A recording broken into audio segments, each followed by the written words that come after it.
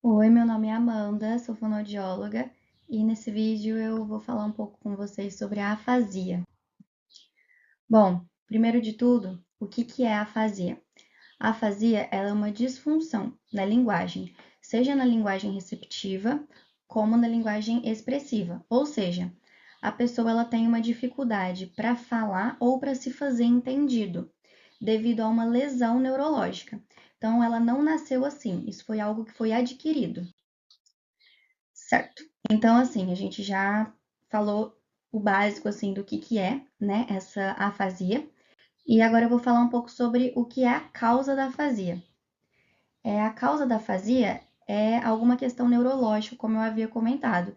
Então, ela pode ser causada por um acidente vascular cerebral, né, AVC ou AVE, um traumatismo craniano, né, tumores cerebrais, infecções cerebrais, doenças neurodegenerativas como o Parkinson, né, o Alzheimer, hipóxia cerebral. Então, foi algo que aconteceu com o cérebro daquele indivíduo, né, depois de um certo tempo, podendo ser independente da idade, né? Independente da idade, aconteceu uma lesão ali que afetou o hemisfério esquerdo, que é o hemisfério predominante na linguagem. Bom, a afasia ela é dividida em alguns tipos, então nem toda afasia é igual. A pessoa ela pode ter prejuízos mais voltados para fluência, compreensão, nomeação ou repetição. Mas vale destacar que, assim, independente do tipo de afasia que a pessoa tem, a nomeação é alterada em todas elas. Então, assim, por exemplo, a gente vira para o paciente e mostra a imagem de um sofá e fala para ele assim: o que é isso? Ele tem dificuldade de acesso ao léxico. Então, ele tem dificuldade de verbalizar que aquilo é um sofá.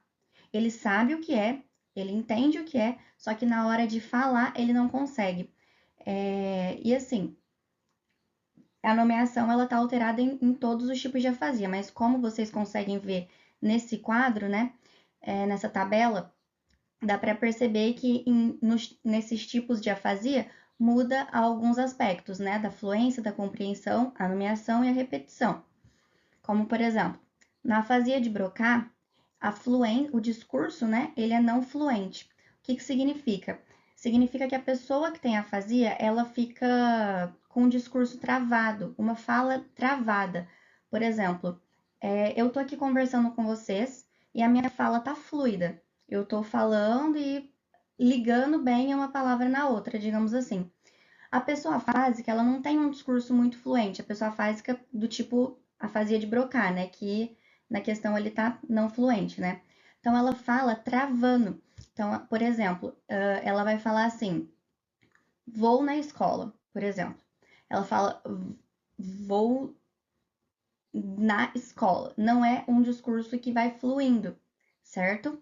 A compreensão dela é normal, então ela compreende tudo. A nomeação é alterado, como eu dei aquele exemplo do sofá, e a repetição também é alterado. Então, assim, você fala, fulano, repete para mim a palavra, repete para mim, cama. Ele não consegue repetir. Por quê? Para repetir, a pessoa não necessariamente um adendo, né, sobre isso que eu tô falando. Para repetir, a pessoa não necessariamente precisa entender.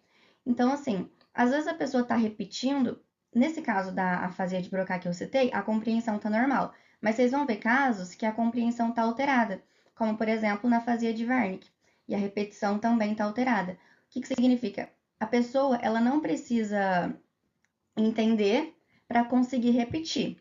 Eu acabei dando um exemplo errado. Eu queria dar o exemplo de alguma que a compreensão é normal e a repetição que a compreensão é alterada e a repetição é normal. Então, como por exemplo, a afasia transcortical sensorial. A afasia transcortical sensorial, a pessoa compreende, a pessoa não compreende, né? Ela tem um prejuízo na compreensão, só que ela consegue repetir. É aquilo que eu falei. Para repetir, a pessoa não necessariamente precisa entender, porque a repetição ela não está localizada no mesmo lugar no cérebro que a compreensão, né? É um circuito, assim, as áreas se conversam muito, mas não é necessário da pessoa entender para repetir. Como, por exemplo, é uma analogia que eu vou fazer agora, e nem é tanto voltado para repetição em si, mas, por exemplo, uma pessoa que ela tá com Alzheimer e ela começa a conversar coisas sem sentido, né? Você pode dizer que ela tem um discurso fluente, porque ele tá falando e tá tendo uma fluência, não tá travando. Só que aquele discurso não tá fazendo sentido, né? Então a compreensão tá alterada.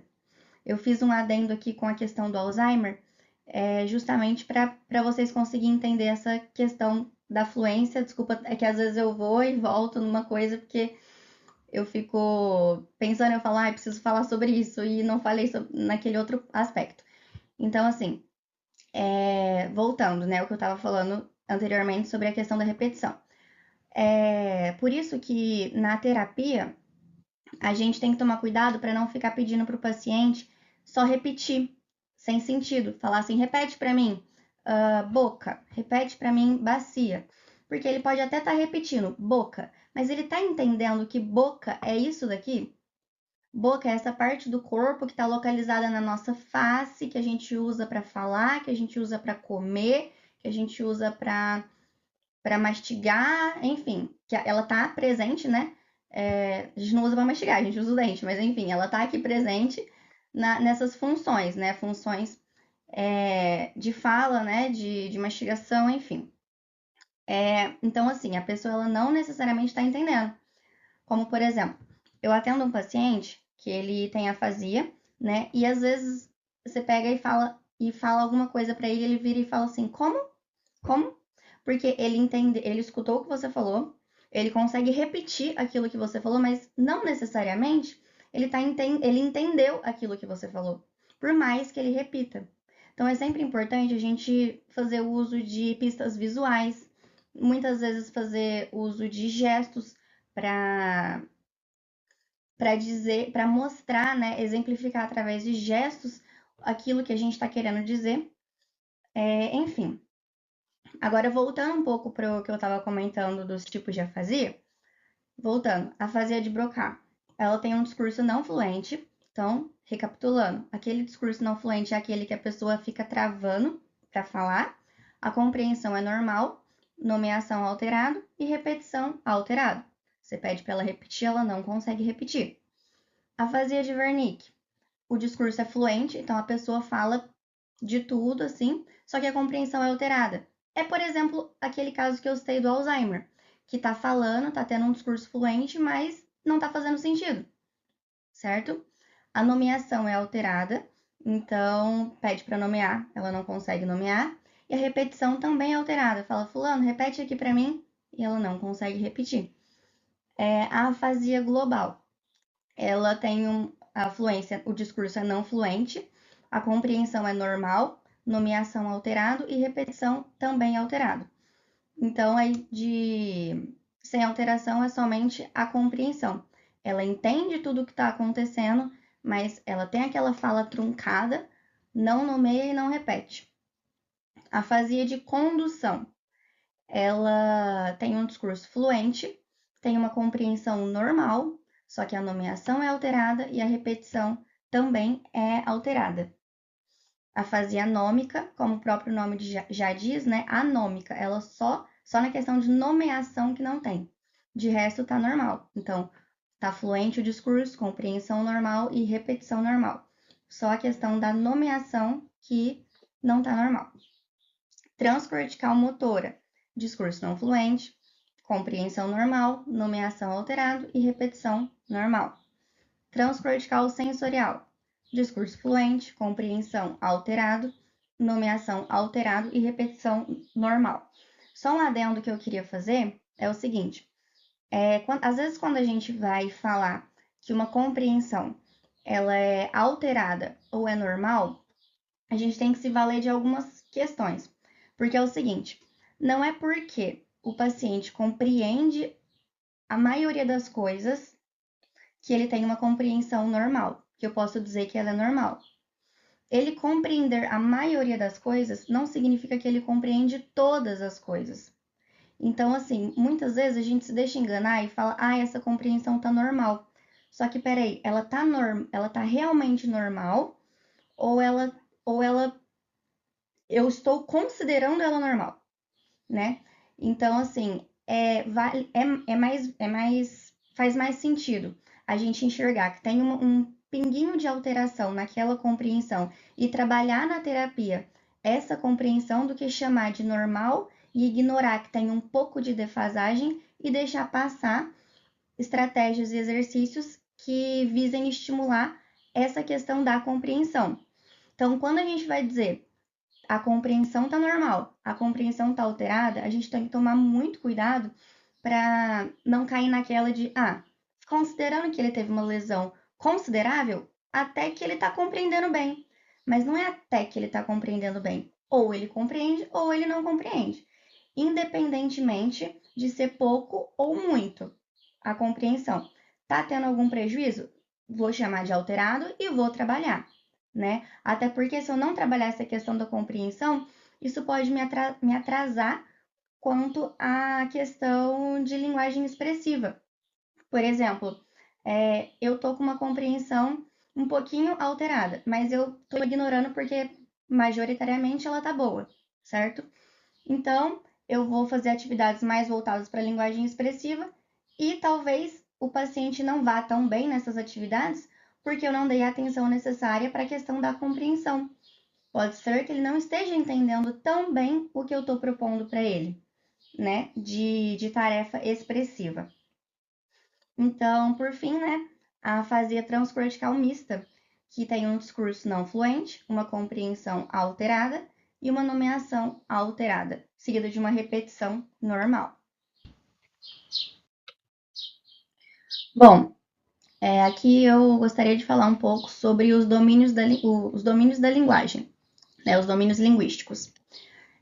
Às vezes a gente está tão acostumado a se comunicar, né, que parece que a gente já nasceu sabendo, e que é algo super simples, mas na verdade não é. Eu convido vocês a olhar um pouco para essa questão da complexidade que a gente tem na língua, para a gente ver que quando a gente está se deparando com uma pessoa com afasia, com uma pessoa com dificuldades linguísticas, não é tão simples assim ela simplesmente voltar a falar, porque a língua ela é composta por vários aspectos, né? Tem vários componentes linguísticos, como por exemplo, a fonologia, a morfologia, sintaxe, semântica e pragmática. E o que são esses domínios? Bom, a fonologia, ela se refere basicamente à questão dos fonemas da língua.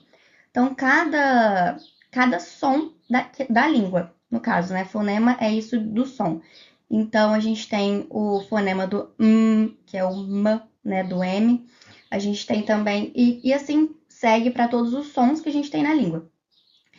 E com relação à morfologia, ela quer dizer da forma da palavra, a forma que a palavra vai ser dita. Então, por exemplo, menina é diferente de meninas. Se a gente colocar um S ali, mudar a forma dessa palavra, a gente automaticamente vai mudar o sentido dela. Não vai mudar o sentido, mas vai mudar a forma dela. Então, não vai ser mais uma menina, vão ser duas ou mais meninas. Já a sintaxe, ela é a organização da frase.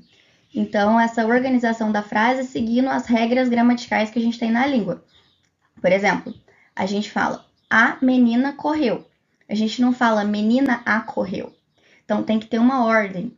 Tem que ter uma ordem de acontecimentos. Então, é a menina correu e não menina a correu, como eu dei de exemplo. Senão não faz sentido, fica estranho. Mudando a ordem, muda completamente a questão de organização da frase. A semântica já diz mais sobre o sentido, né? Então, ela tem mais a ver com o sentido daquela frase. Aquela frase faz sentido, né? Ou aquilo parece que tá estranho, não faz muito sentido. Então, por exemplo, sei lá, a gente fala que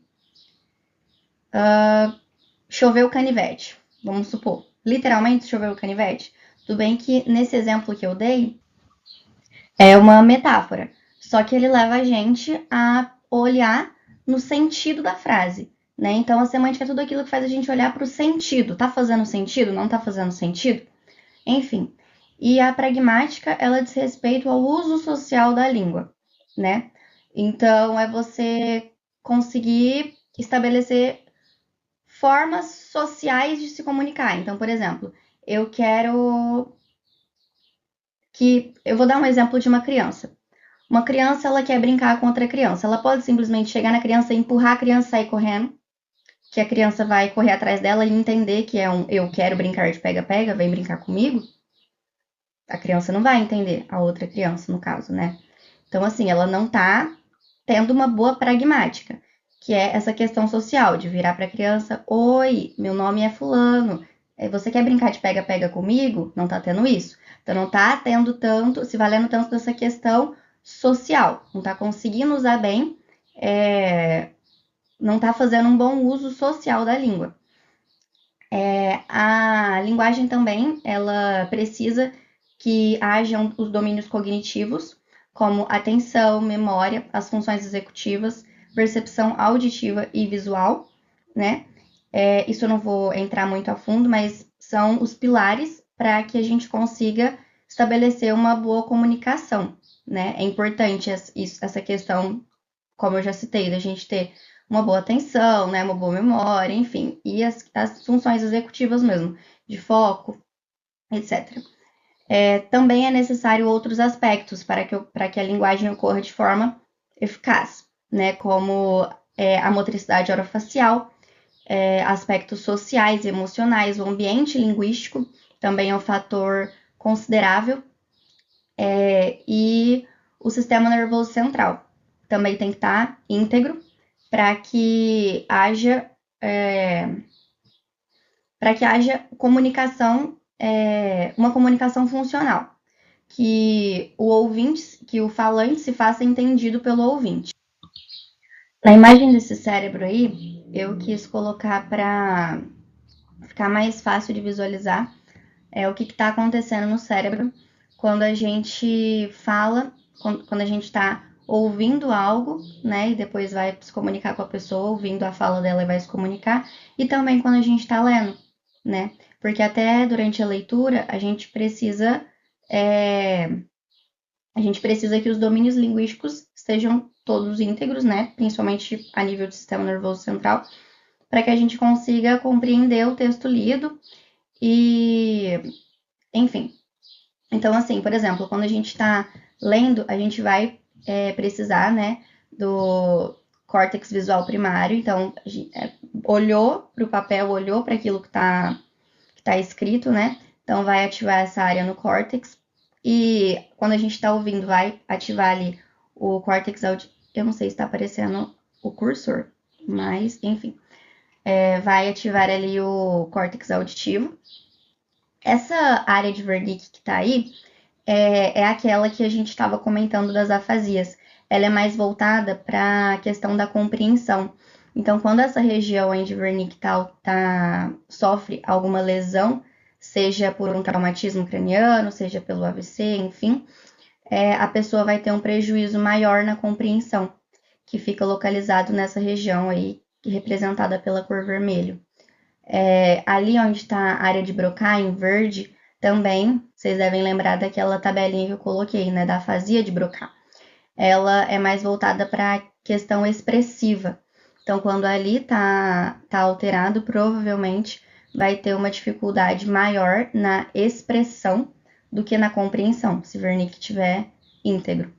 E enfim, ali no meio em azul, o córtex motor, que a gente também precisa muito durante a fala, até porque a fala é um ato motor. A gente está realizando movimentos e movimentos extremamente refinados para poder conversar. Então, assim, eu até convido vocês a parar um pouco em algum momento que estejam falando e prestar atenção na quantidade de movimentos que a gente faz com os nossos órgãos fonoarticulatórios, né? Então, lábios, língua, enfim, e para poder conversar. Os dentes também são muito importantes, né? Nesse processo de fala. Tanto que diversos fonemas, né, precisam da questão dentária para que a gente consiga se fazer bem entendido. como por exemplo o F e o V, f, v, v. A gente usa os dentes para conseguir articular eles bem, certo? Bom, nesse slide eu queria falar um pouco com vocês sobre a questão da neuroplasticidade. Tá, beleza, a pessoa teve uma lesão, ela sofreu alterações no que diz respeito à linguagem, né? Podendo ser expressiva ou receptiva, compreensão ou expressão. E o que a gente faz? Tá alterado, acabou, perdeu, já era, agora você que lute, né? É assim que funciona. E não, obviamente que não. Por quê? Por causa dessa querida aí que é a neuroplasticidade, que é a capacidade que o nosso cérebro tem de se reorganizar, né? Então, assim, por exemplo, quando a gente muda. Vou citar um exemplo que não tem nada a ver com questão de linguagem, mas assim, quando a pessoa passa por uma cirurgia ortognática, né? Então, o padrão dela de alimentação, de tudo assim que envolve as funções orofaciais, estava programado para acontecer de uma certa maneira. A partir do momento que a pessoa foi submetida a uma cirurgia e mudou o padrão facial dela, né? Tanto jogando a mandíbula para frente quanto jogando a mandíbula para trás, assim ou assim, né?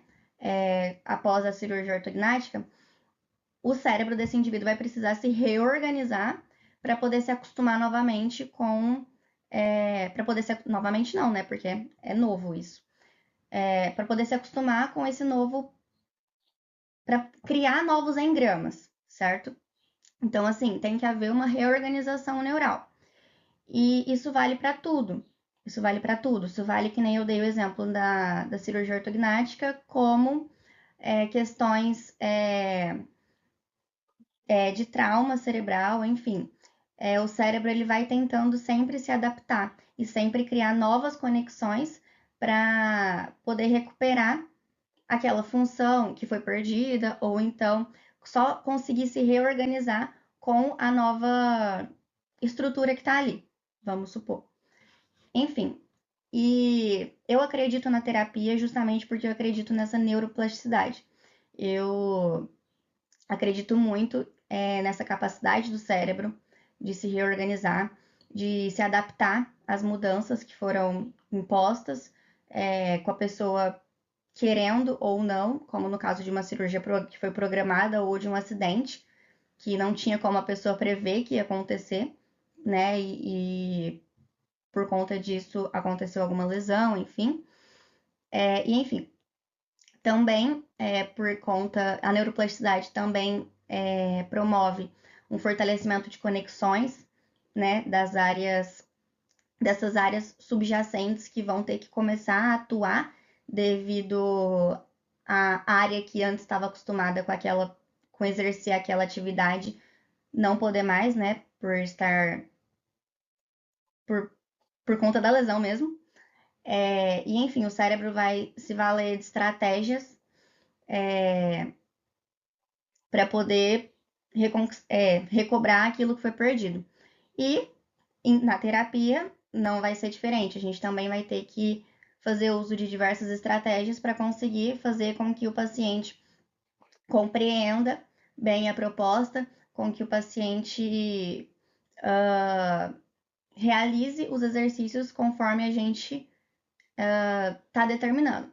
E pensando sempre também que a gente tem que criar uma terapia individualizada. Aquela pessoa. Só um minuto. Aquela pessoa que passou por essa questão de uma lesão cerebral, ela não é aquela pessoa que você conheceu só naquele dia após o acidente ou após aquele evento. Ela é uma pessoa que tinha uma vida antes, que tinha gostos antes, que tinha preferências, e você tem que priorizar e valorizar quem ela sempre foi. Ela não é uma nova pessoa, ela é a mesma pessoa com a mesma personalidade e tudo mais, só que com algumas dificuldades. e você tá ali como terapeuta para poder ajudar ela nessas dificuldades. Mas não se esquecer que, apesar das dificuldades, ela continua sendo, por exemplo, aquele paciente que gosta de futebol, que gosta de que, sei lá, que tinha uma faculdade, que tinha um estudo e que você não pode tratar que nem criança, porque muitas vezes acabam que alguns terapeutas eles infantilizam a sessão e se esquecem que estão lidando com um adulto ali que tem uma demanda diferente, você tem que trabalhar e ter um olhar diferenciado para ele, né? E valorizar quem ele é, independente das dificuldades que ele apresentar. É muito importante essa questão da repetição e do treino, né? Então, assim, não vai ser uma vez que eu vou falar que o nome daquilo é panela que o paciente vai gravar que aquilo é panela, né? Então, assim, eu preciso não só ficar falando panela, panela, panela, por exemplo, como também eu preciso de usar diferentes abordagens, diferentes estratégias para poder trazer sempre. Eu tô dando esse exemplo na nomeação porque é muito, muito comum, assim, mas para poder trazer essa palavra mais frequente na vida dele. Então, não só usar de treinos de nomeação tradicionais, como também pegar e fazer uso da função. Então, você perguntar para ele o que é que a gente usa para cozinhar, que a gente coloca em cima do fogão e não sei o que para ele nomear, né?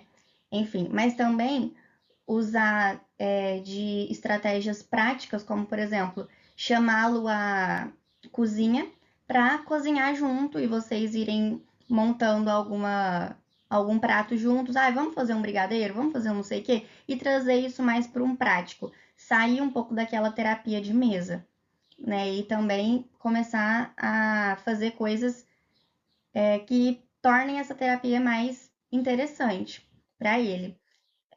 Enfim, eu coloquei também sobre a participação da família, porque de nada adianta a gente, como terapeuta, ir lá, ficar 45 minutos, uma hora que seja, com o paciente, e depois em casa a família não aderir, não ter repetição, não ter treino, não ter constância, que 45 minutos ou uma hora que seja, num dia, versus as outras 23 horas do dia, tudo bem que tem o tempo que ele tá dormindo, mas enfim, sem treino e sem prática, os resultados vão ser muito, muito, muito mais demorados. Né? Então, é muito importante que haja a participação da família, que a família esteja presente no processo terapêutico, que a família saiba o que você está fazendo, quais são os seus objetivos, o que foi treinado hoje, o que eles podem fazer para dar uma continuidade nesse treino depois que você já sai de cena. Enfim,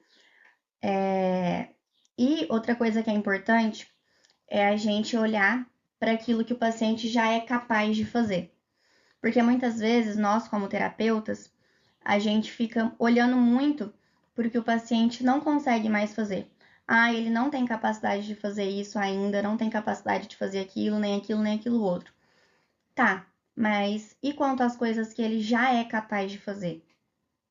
Usa isso ao seu favor, né? Então, o paciente é capaz de. Eu não tô pensando num exemplo agora, mas você pega o que ele é capaz de fazer e, e promova atividades para fazer junto com ele que estejam linkados a isso que ele já consegue fazer.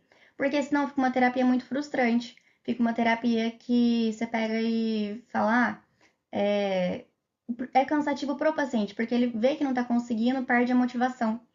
Então é importante a gente sempre mostrar que, olha, você não tá conseguindo isso, mas olha isso aqui que você já consegue.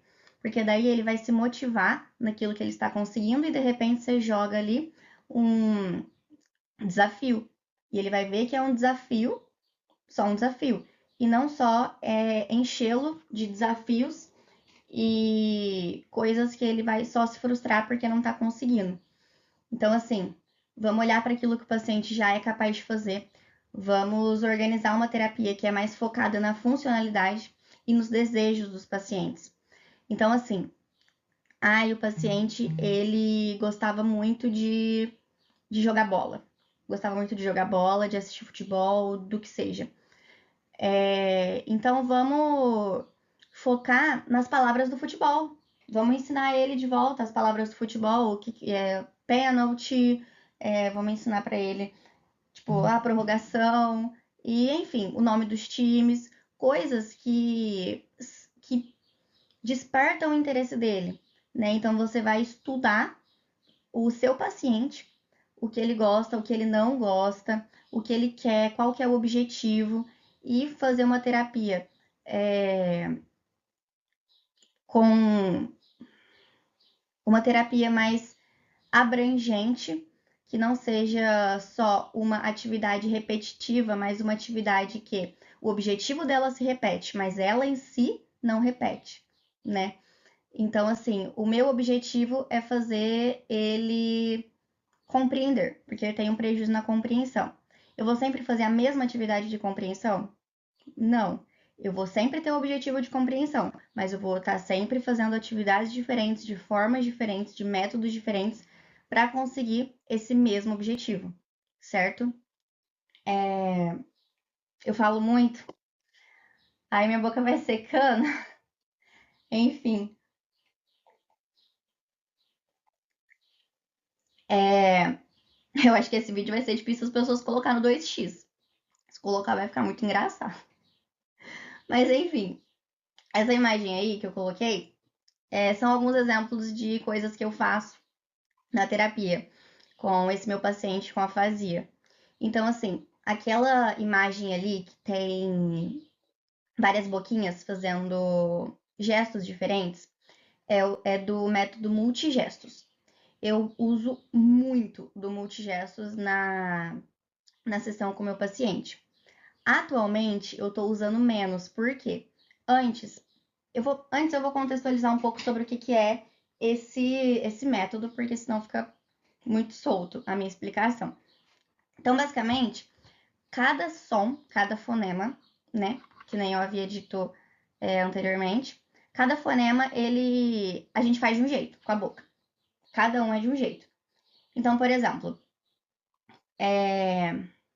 mola. Eu vou fazer os gestos do multigestos para mola. Então é basicamente assim, eu vou ter que virar aqui para ficar mais de frente para a câmera. É que o computador tá aqui e o celular tá aqui. Então, eu tô virando assim bastante. Mas ó, é basicamente assim. Mola.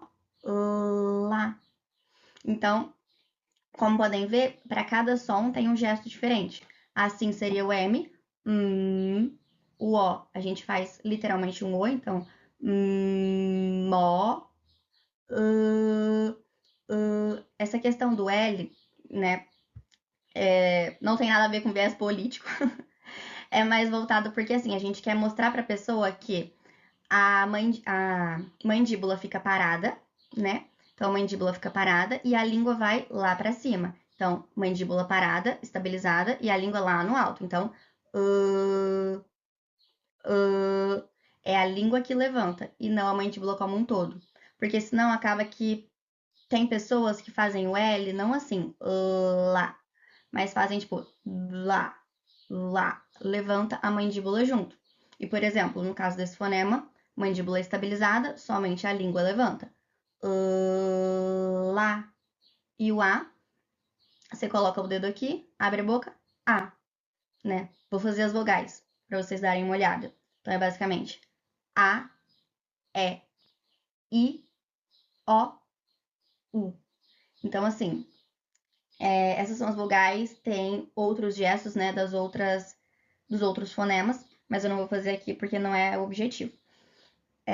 Mas basicamente, no começo, quando eu comecei a usar o multigestos com o meu paciente, eu basicamente preciso, por exemplo, eu queria que ele falasse caneta, certo?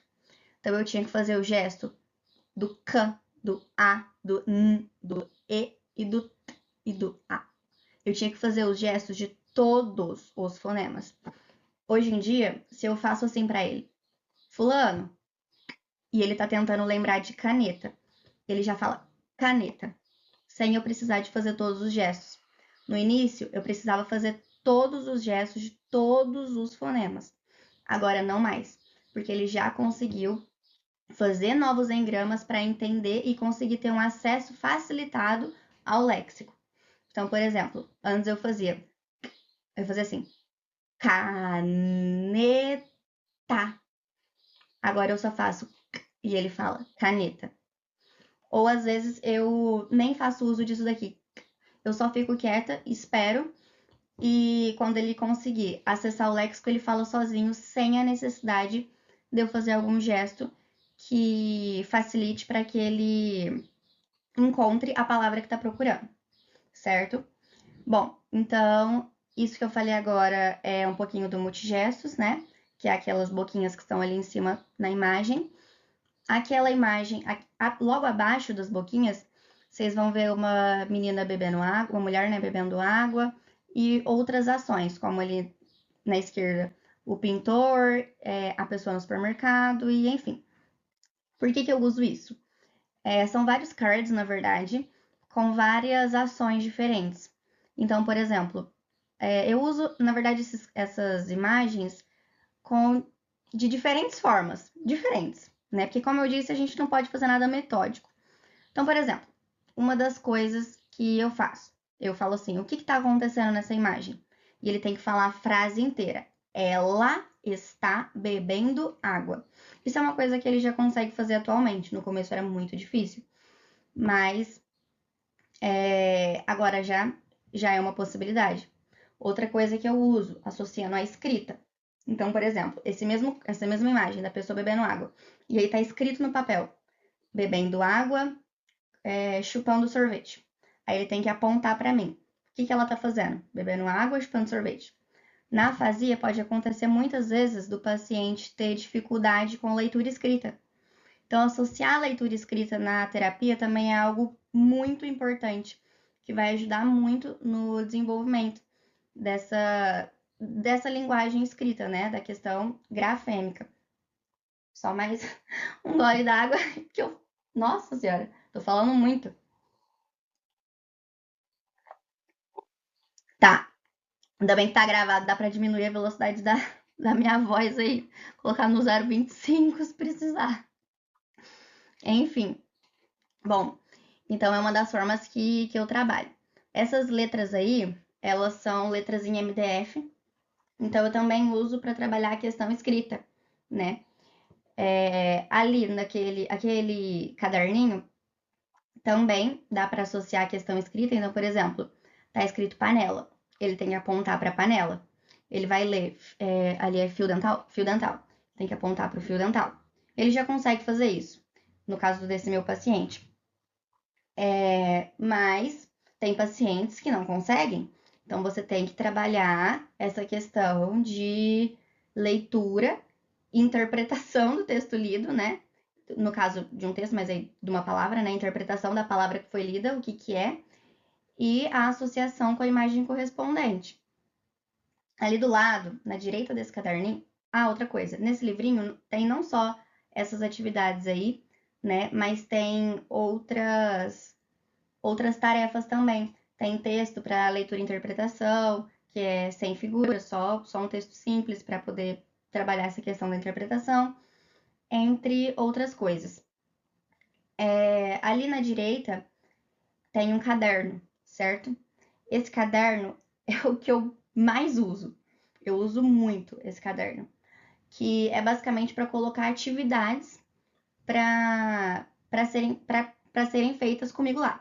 Né? Tem atividades, algumas coisas que eu coloco para ele fazer em casa e outras que, a maioria delas, que eu faço junto durante a terapia, certo? Outra coisa que tem nesse caderno são algumas músicas, porque assim, a título de curiosidade, assim, o afásico, ele teve uma lesão no hemisfério esquerdo, certo? Então, o que acontece? O direito tá preservado, que a lesão foi no esquerdo, só que é no lado direito que a gente processa, que acontece a questão da melodia, da música e tudo mais. Então, é normal o paciente conseguir cantar e ter dificuldade para falar, porque a música, né, essa questão melódica e tudo mais, é no hemisfério direito, que é o que está preservado. no caso das afasias. Então, eu faço muita atividade com música também, né? Então, assim, a gente coloca uma música do gosto do paciente, coloca a letra da música, algumas palavrinhas faltando, né? Vai, coloca para tocar, pause, o que que falou aqui? E aí, quando dá essa quebra na melodia, é normal o paciente ficar um pouco perdido, porque quebrou. E aí ele tem que associar a palavra e não só cantar por cantar a música, mas cantar prestando atenção nas palavras que são ditas, porque essa palavra que vai ser dita vai ser uma que ele vai ter que escrever. Então não é cantar só por cantar. Tem que parar e prestar atenção. Então, enfim, é mais um exemplo de atividade, mas esse caderno dele é cheio de atividades que trabalham tanto a questão semântica, como a pragmática, como, enfim, sintaxe e outros domínios linguísticos. Enfim, como eu estava dizendo, é muito importante o uso desse caderno. Então, a gente vai estruturando e colocando atividades nele de acordo com a capacidade do paciente. Então, não adianta eu colocar uma coisa muito difícil. Meu celular acabou a bateria e aí eu acabei perdendo um pouco o fio da meada. Mas eu vou continuar daqui, tá? Acho que eu tava falando no último sobre a gente não colocar coisas muito difíceis que o paciente não vai conseguir. Então, a gente tem que conhecer o nosso paciente, conhecer os limites dele, o que ele é capaz de fazer, as possibilidades e estruturar a sessão dentro do que ele consegue. Agora eu vou falar um pouco, vou dar algumas dicas para quem convive com o paciente com afasia, certo? Então, assim, tem algumas coisas que é bom evitar e outras que é bom valorizar. Como, por exemplo, evitar falar muito rápido, porque quando a gente está falando muito rápido, muitas vezes o paciente não conseguiu processar nem o que você falou no começo da frase e você já falou umas 20 palavras depois. Então tem que se policiar para falar calmamente, usar frases menores. Evitar também ficar fazendo muitas correções, porque é normal às vezes o paciente ele falar o nome de uma coisa querendo dizer outra. Então evitar ficar corrigindo muito. O paciente sabe que não é aquilo, então deixa ele no tempo dele conseguir se corrigir e não ficar falando toda hora que ele está fazendo errado, que ele está pronunciando errado, enfim. Então, se policiar com relação a isso. Evitar também ficar tentando adivinhar o que a pessoa tem a dizer. Às vezes a gente sabe o que o paciente quer dizer, né, devido ao contexto da situação. Só que é importante deixar o paciente tentar sozinho. Então, não ficar tentando adivinhar. Você sabe o que provavelmente ele quer dizer, mas não fale por ele, né? Porque é super desconfortável até a gente, às vezes, estando numa situação cotidiana normal, quando alguém começa a tentar adivinhar aquilo que a gente tem a dizer. Não é algo interessante. Então, evitar fazer isso com ele também. Outra coisa é não ficar fazendo muitas perguntas seguidas. Pergunta uma coisa de forma clara e objetiva, espera ele responder e depois pergunta outra. E também perguntas complexas. É bom ser o mais simples e objetivo possível para garantir o entendimento, que ele entenda o que você está querendo dizer, para processar bem essa informação e responder adequadamente aquilo que a situação exige. E agora sobre a questão da valorização. É importante valorizar toda e qualquer tentativa de verbalização, valorizar a identidade da pessoa. Como eu havia comentado, cada paciente é único, então a gente tem que valorizar seus gostos e suas particularidades, né? E fazer uma terapia o mais individualizada possível. Valorizar as evoluções, porque isso é interessante até comentar com a família, porque às vezes a família fica assim, ai, mas ele melhorou, mas é uma coisinha tão pequena, tão insignificante, né? Eu queria que ele voltasse a falar o tanto que ele falava antes, eu queria que voltasse a ser como antes, e acaba não valorizando as pequenas evoluções. Então é muito importante que a família seja orientada quanto a isso, a valorizar toda e qualquer evolução que ele tem, até para tornar mais para dar mais motivação e engajamento durante as sessões e durante o dia a dia mesmo. Valorizar o esforço, valorizar os sentimentos e sensações e também os seus desejos. Bom, nesse vídeo aí eu fiz uma entrevista, né, com esse paciente que eu atendo. O nome dele é Jean, e aí eu fiz uma entrevista conversando com ele para vocês terem uma noção sobre como que é o discurso de uma pessoa que tem afasia. Vai dar para perceber bastante a questão da não fluência, porque às vezes ele dá algumas travadinhas durante a fala, mas ele consegue se fazer entendido. Quando eu comecei a atender ele lá atrás, há um ano atrás, ele não falava essa quantidade de palavras que ele já está falando nesse vídeo. Ele falava muito pouco e ele tinha muita dificuldade na nomeação, muita dificuldade mesmo. E atualmente ele já consegue nomear várias palavras e muitas vezes, que nem eu havia comentado anteriormente, nomear sem a necessidade de pistas, né, dos gestos, sem a necessidade daqueles gestos iniciais que eu fazia só com um comecinho, tipo, ou sei lá, enfim, sem precisar de tantas pistas. Então, eu vou colocar para tocar essa entrevista para que vocês vejam e tenham ideia mais ou menos de como que se dá essa comunicação, tá bom? Vou dar play aqui. Bom dia, Jean, tudo bem? Tudo bom. Como é que você tá? Bem, graças a Deus. Que bom. Então, eu queria que você se apresentasse melhor, né, para as pessoas que estão assistindo a gente. Então, eu vou te fazer algumas perguntinhas, aí você vai respondendo, tá? Tá bom. Acabei já falando o seu nome, mas se você puder falar de novo o seu nome. Tá. Jean. Jean, quantos anos você tem, Jean? 38 anos. 38 anos, entendi. Qual que é a sua profissão? Como? A sua profissão. Como que você trabalhava e tal? Sua profissão. Ah, tá. Pastor, né? E antes, análises de temas. Ah, que legal. Antes, então, você fazia análise de sistemas. Aí, hoje, e agora pro resto da vida como pastor. Pastor. Muito Pastor. bom. Você é casado, solteiro, é o quê? Seu estado civil? Casado. Casado. Tem filhos? E bastante.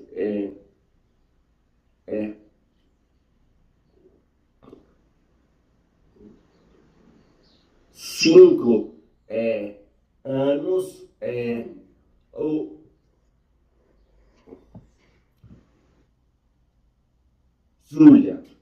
Júlia tem anos. Tá.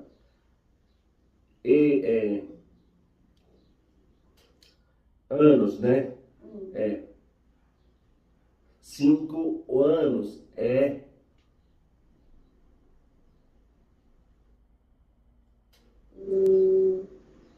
Luiz. E Júlia, 2 anos. A Júlia tem 2 anos e o Luiz tem 5 anos. Certo, então.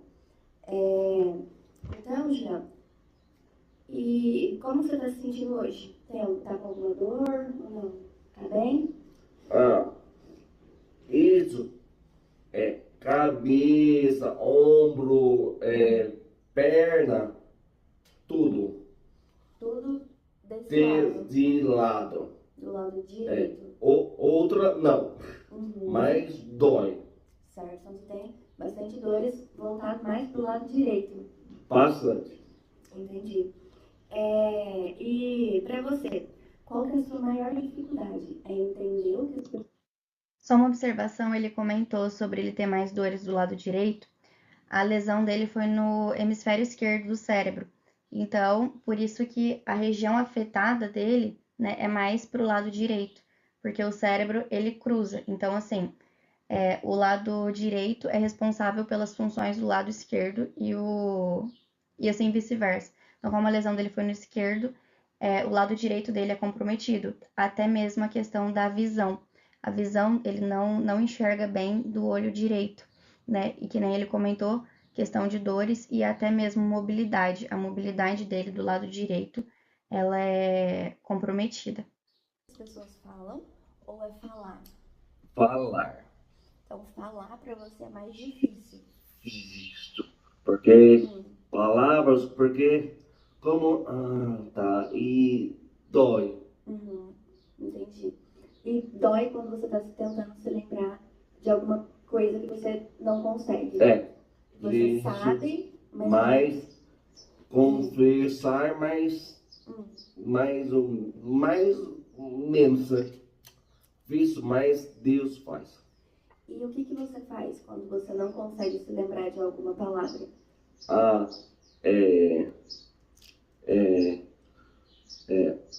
Olha só.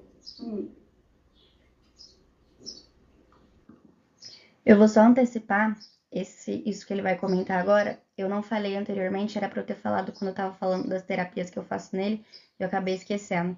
Eu uso com ele um aplicativo de comunicação alternativa, que se chama Expressia.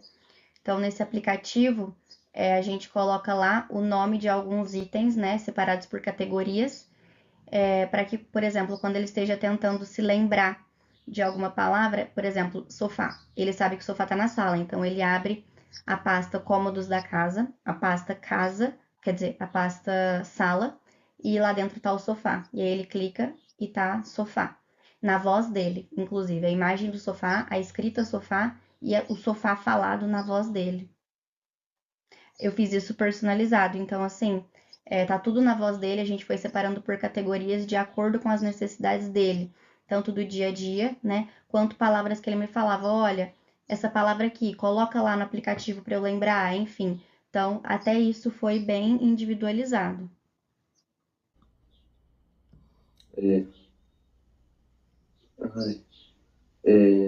Como Expressia.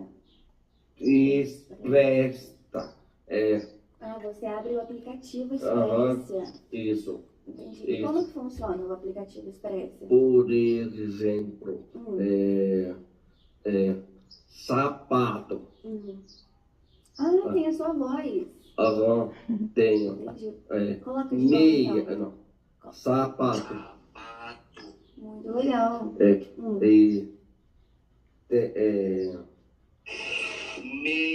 Meia. Posso Tênis. pegar? Daí eu vou mostrar aqui no vídeo. Mais ou menos. Então aqui tem algumas categorias. Tem sujeitos, o social, os desejos, caixinha de remédio, roupas, família e amigos. Aí quando a gente abre uma dessas pastas, como por exemplo, eletrônicos. Tá na voz dele. E aqui a gente tem alguns eletrônicos, né? Então, no caso, celular, fone de ouvido, computador, carregador, né? Alguns itens eletrônicos do dia a dia. Outra observação que eu quero fazer é que é o seguinte, quando eu gravei este vídeo com ele, né, a gente ainda não tinha avançado para uma outra etapa da comunicação. E atualmente o aplicativo dele, o Expressia, a gente acrescentou mais algumas coisas para a formação de frases. Então, por exemplo, a gente tem lá uma pasta de sujeitos, certo? E aí no sujeito está eu, você, ele, ela, eles, elas, enfim. E aí tem outra pasta que é o verbo estar. Então, está, estão, estou. E outra pasta com ações, que é caminhando, correndo, comendo, bebendo, enfim. Então, basicamente, agora ele já está formando frases nesse aplicativo, não só com o verbo estar, que eu fiz de outros verbos também. Eu fiz o verbo estar e o verbo ir. Eu vou, ele vai, nós vamos. Coloquei também. Então, agora ele formula frases, como por exemplo, eu estou comendo, eu estou bebendo. Do verbo ir, por exemplo, eu vou trabalhar, eu vou comer, enfim. E assim eu vou trabalhando com ele essa formação de frases, mas aí ele vai clicando nas pastinhas. Então, quando é para trabalhar frases, eu desabilito, porque tem a opção de habilitar a fala no nome da prancha, ou desabilitar. Quando é para formar frases, eu desabilito essa função, para não ficar falando assim, sujeitos, eu, verbo ir, não sei o que, quando clica. Então, aí ele clica na pasta, não tem som. Quando ele clica na pasta, e aí quando clica dentro, aí sim tem som, porque aí ele consegue formar frases funcionais. Que aí fica, por exemplo, eu vou estudar, vamos supor. E não fica sujeitos, eu, verbo ir, vou. Aí não fala o nome das pranchas. Mas só quando a gente está trabalhando frases. Quando a gente não está trabalhando frases, eu deixo para falar o nome das pranchas, até para ele ir treinando as categorias que pertencem a cada uma das coisas. Para facilitar caso ele tenha esquecido. Muito legal. E você usa bastante esse aplicativo? Uso. Ele te ajuda a conseguir se lembrar das coisas. Entendi, muito bom. Bastante. E para você, o que é o mais importante que aconteça quando você está falando com alguém? Quando você está falando com alguém, por exemplo, você está falando comigo aqui agora. O que é o mais importante que essa pessoa faça? Que ela, por exemplo, fique te apressando, falando, vai logo. Não, porque calma e bastante, porque dói eu sei, Paciência? Paciência. Paciência, porque calma.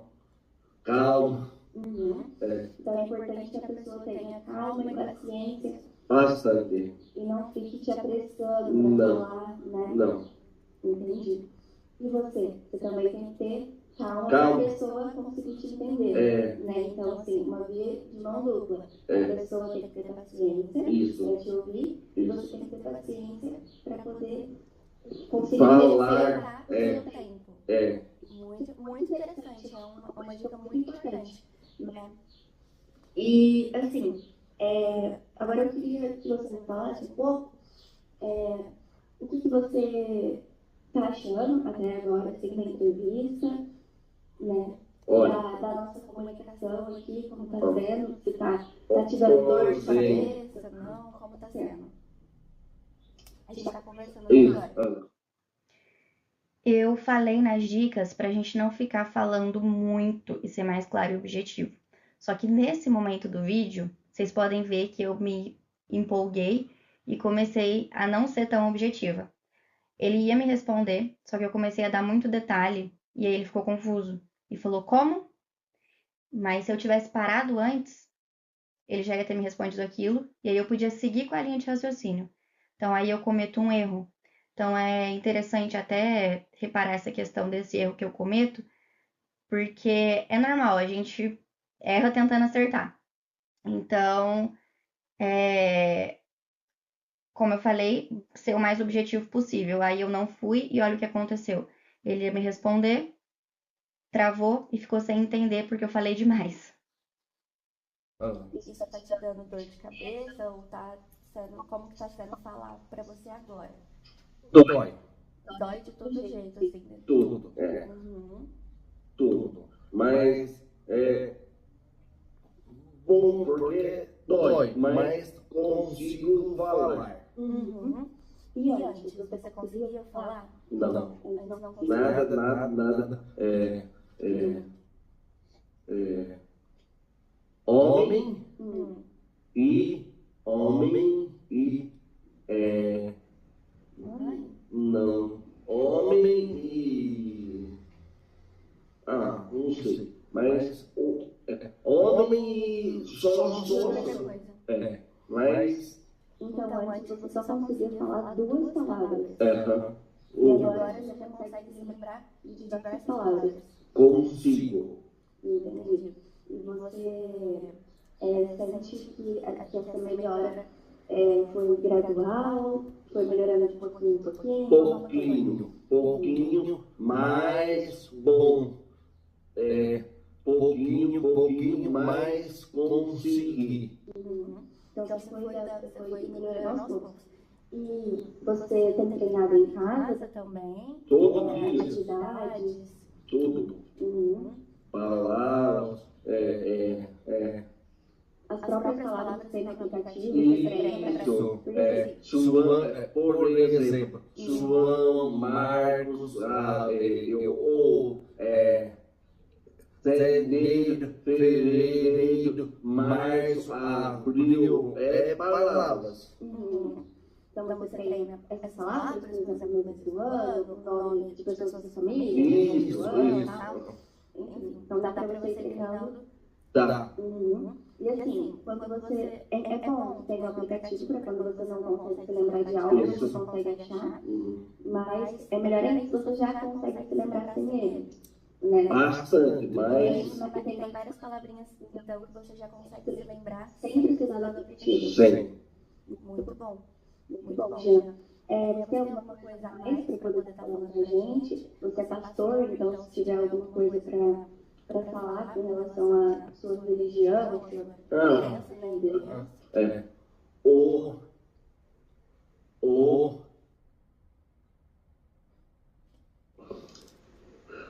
Eu sei.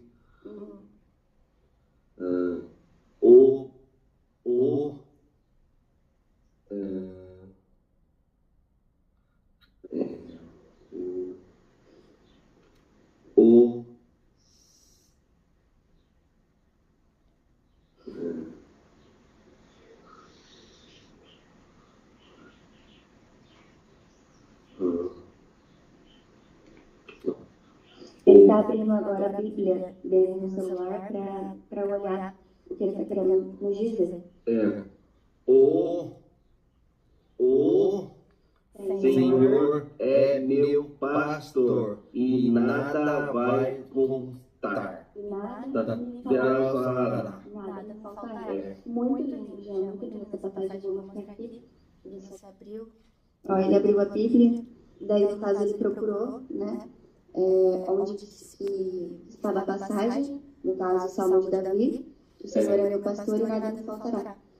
Muito bom, a gente tem que confiar nisso, né? A gente tem que acreditar nisso. Todos os dias. E Ele não vai abandonar a gente, né? Ele está sempre com a gente, independente de qualquer coisa. tudo vai bem e o cura é Deus. E somente. E palavras melhor, mas Deus é tão grande.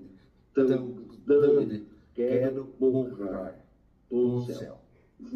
Todos nós. Também quero poder morar no céu um dia. Mas Deus quiser ainda vai demorar alguns anos, né? Para poder Bastante, mas tá certo, então, já. Muito obrigada pelo seu tempo. Obrigado. Por ter conversado aqui comigo, né? Ter aceitado. Enfim, então é isso. Vamos despedir, né? Então, tchau. Obrigada por ter assistido até aqui. Né? Isso. Bom, esse é o vídeo então. E para finalizar, eu quero deixar essa frase para vocês, que é o seguinte: se você pensa que pode, você pode. E se você pensa que não pode, você tá certo. Então, assim, a gente tem que sempre acreditar que a gente consegue, que a gente pode alcançar a melhora, que a gente pode alcançar os nossos objetivos, que a gente pode alcançar aquilo que a gente quiser. Porque se a gente estiver ocupado pensando que a gente não é capaz, que a gente não vai conseguir, a gente não se motiva, a gente não se dá aquele impulso para conseguir ir para frente. E se a gente não faz isso com nós mesmos, a gente provavelmente não vai sair do lugar. E por isso que você vai estar certo, você realmente não vai poder, porque vai te faltar aquele gás que vai te levar adiante. Eu tenho muita fé em Deus, assim, acima de tudo. Então eu acredito que a melhora é possível, que a reabilitação é possível e é importante que o paciente, ele também acredite que isso é possível, porque senão ele vai ficar se martirizando, né? Falando, eu sofri essa lesão aqui no cérebro, tal, agora já perdi, já não consigo fazer mais nada e fica por isso mesmo. E desiste da terapia, desiste de melhorar, né? E a gente só vai conseguir algum grau de melhora em qualquer coisa da vida se a gente tentar, se a gente acreditar e se a gente gastar energia nisso. Então, vamos sempre pensar que a gente consegue, que a gente pode colocar as nossas forças e esperanças em Deus, que a gente chega longe. Enfim, muito obrigada por terem assistido até aqui. Desculpa ter feito uma gravação tão longa, mas é um assunto muito denso, muito complexo de explicar e não dava para falar em menos tempo. Enfim, muito obrigada. Minhas redes sociais estão aqui embaixo. A minha imagem aqui tá tampando, mas é @fonoamandaveronese.